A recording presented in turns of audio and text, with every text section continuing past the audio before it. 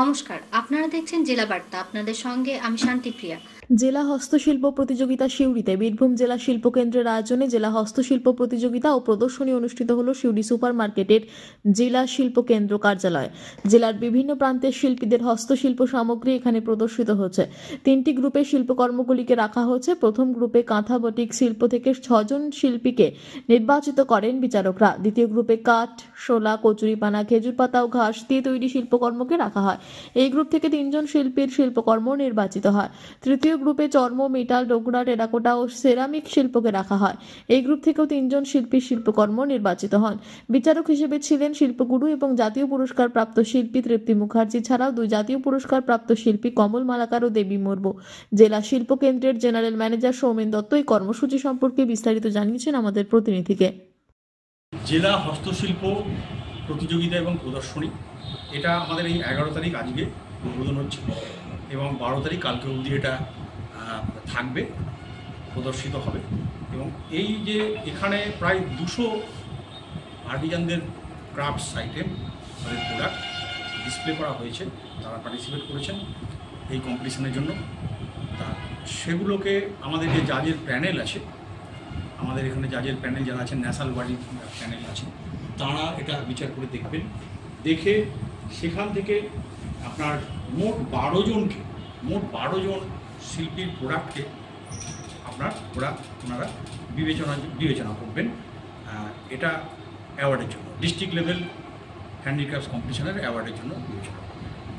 এবং এই আমাদের এখানে আমরা 3টে গ্রুপে 3টে ক্যাটাগরিতে আমরা এই আর্টিজানদের প্রোডাক্টগুলোকে ডিসপ্লে করেছি। আমাদের জেলার প্রধান হস্তশিল্প হচ্ছে কাঁথা স্টিচ, তার সাথে বাটিক আছে। এইটা একটা সংখ্যাটা বেশি আছে, এদেরকে নিয়ে আমরা একটা গ্রুপ করেছি। এই গ্রুপ থেকে আমরা 2 জন করে প্রথম, 2 জন দ্বিতীয় এবং 2 জন স্পেশাল নির্বাচন করব তাদের ক্রাফটের মেরিট অনুযায়ী।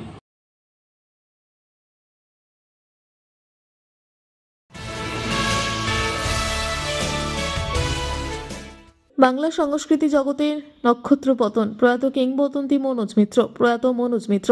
থিয়েটার ও চলচ্চিত্র জগতের কিংবদন্তি শিল্পী বেশ কিছুদিন ধরেই বার্ধক্যজনিত অসুস্থতায় ভুগছিলেন।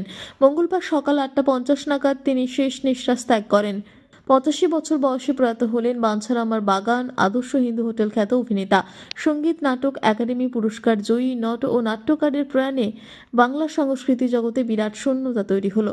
সল্টলেকের ক্যালকাটা হার্ট ইনস্টিটিউটে ভর্তি ছিলেন থিয়েটার, টেলিভিশন, সিনেমা জগতের দাপুটের শিল্পী। ভর্তির সময় হাসপাতাল জানিয়েছিল তার হৃদযন্ত্র ঠিকমতো কাজ করছে না, হার্ট পাম্পের সমস্যা রয়েছে। এছাড়াও রক্তচাপ নিয়ন্ত্রণে নেই, ক্রিয়েটিনিনও বিপজ্জনক মাত্রায় বেড়ে গিয়েছে, সোডিয়াম পটাশিয়ামেরও সমস্যা রয়েছে। প্রবীণ অভিনেতার চিকিৎসার জন্য মেডিকেল বোর্ড গঠন করা হয়েছিল, যদিও চিকিৎসকদের সমস্ত চেষ্টা বৃথা গেল। বাংলা থিয়েটারে, বাংলা চলচ্চিত্রে তার একটা অসাধারণ অবদান রয়েছে। মৌলিক নাটক রচনার ক্ষেত্রে তিনি যে দান করেছেন বাংলা সাহিত্যকে, সেটা একটা অপূরণীয়, অনবদ্য, অসাধারণ, অনন্য সাহিত্য হয়ে গেছে সেগুলো।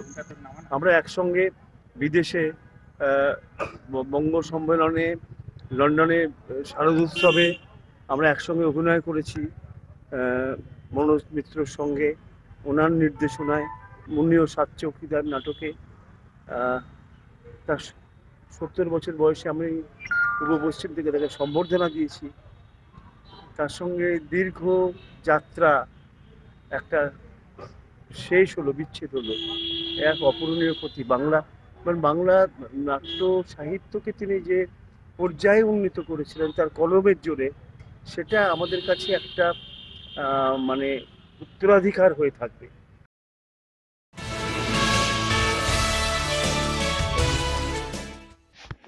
বাইখোড়া ও এনজিসিতে কর্মরত শ্রমিকরা আন্দোলনে সামিল হয়ে কর্মবিরতির ডাক দিলেন। ঘটনার বিবরণে জানা যায়, শান্তিরবাজার মহকুমার অন্তর্গত বাইখোড়া এলাকায় ও এনজিসির বোম ফাটানোর কাজ চলছে। এই কাজে প্রায় 500 থেকে 600-র অধিক শ্রমিকরা কাজে নিযুক্ত রয়েছে। শ্রমিকদের অভিযোগ, কাজে যোগদান করার পূর্ব এগ্রিমেন্ট করা হয়েছে, শ্রমিকদের 580 টাকা মজুরি ও সপ্তাহে 1 দিন ছুটি দেওয়া হবে। কিন্তু দেখা যায় দীর্ঘদিন কাজ করার পর শ্রমিকদের দৈনিক 400 টাকা মজুরি দেওয়া হচ্ছে। সপ্তাহে 1 দিন ছুটি দেওয়ার কথা থাকলেও তা দেওয়া হচ্ছে না। এই নিয়ে শ্রমিকরা মঙ্গলবার সকলে আন্দোলনে সামিল হয়ে কর্মবিরতির ডাক দেয়। সকলের দাবি শ্রমিকদের দৈনিক মজুরি 500 টাকা করে দিতে হবে, তা না হলে সকলেই অনির্দিষ্টকালের জন্য কর্মবিরতিতে সামিল হবে। তথাকথিত বর্তমান সময়ে শ্রমিক দরদি ভারতীয় মজদুর সংঘ শ্রমিকদের দাবি নিয়ে নীরব দর্শকের ভূমিকা পালন করছে। জানা যায় এই অর্থ থেকে মোটা অঙ্কের অর্থ শান্তির বাজার শ্রমিক সংগঠনের দুজন নেতৃত্বের পকেটে যাচ্ছে। ওনারা এই কাজের সঙ্গে জড়িত বলে জানা যায়। ভারতীয় মজদুর সংঘ সর্বদা শ্রমিকদের সাথে কাজ করতে দেখা গেলেও কয়েকজন নেতৃত্ব অর্থের লোভে নিজেদের বিক্রি করে দিয়েছে বলে অভিযোগ। ওনারাই শ্রমিকদের উপার্জিত অর্থের লাভের অংশ নিজেদের পকেটে ভরছে। আজকের এই আন্দোলনের খবর পেয়ে ঘটনাস্থলে ছুটে যায় বাইখোড়া থানার পুলিশ ঘটনাস্থলে উপস্থিত হয়ে আন্দোলন প্রত্যাহারের দাবি জানালেও শ্রমিকরা ওনাদের ন্যায্য পাওনার দাবিতে আন্দোলন জারি রাখেন। এখন দেখার বিষয় শ্রমিকদের ন্যায্য পাওনা মিটিয়ে দিতে প্রশাসন ও রাজ্য স্তরের ভারতীয় মজদুর সংঘের নেতৃত্বরা কোনো প্রকারের পদক্ষেপ গ্রহণ করেন কিনা।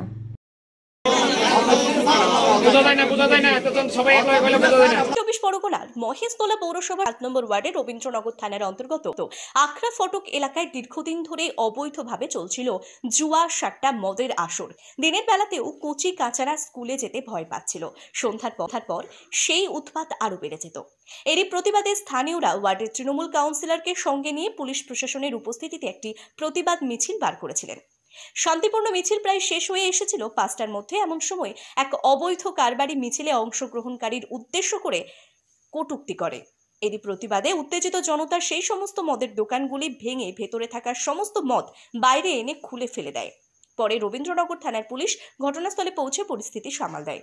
পুলিশ সূত্রে দাবি, ওই অবৈধ ব্যবসায়ীরা ঘটনার পর থেকেই এলাকা ছাড়া। এখনো পর্যন্ত ঘটনায় কেউই গ্রেপ্তার বা আটক নেই।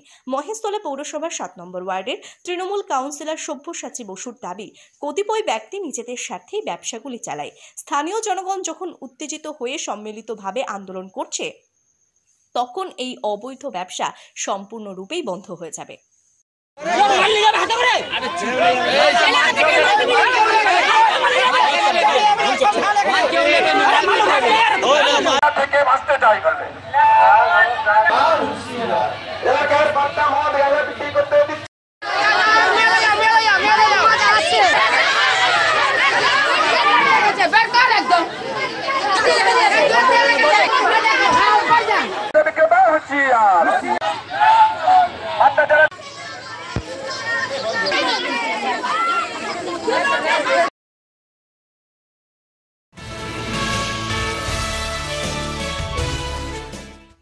আবারও একবার শোক সংবাদ চাকুলিয়া এলাকায়।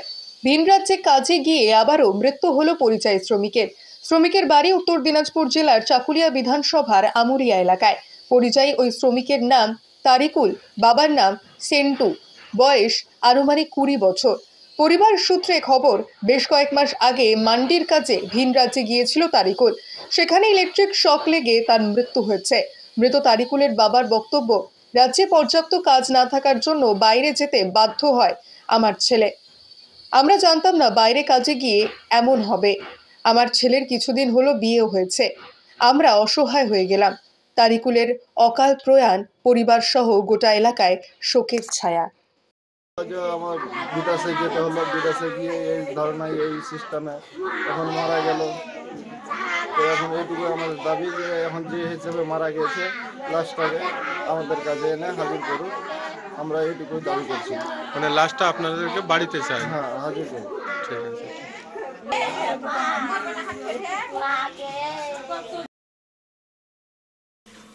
আজকে জেলা বার্তা এই পর্যন্তই। নমস্কার।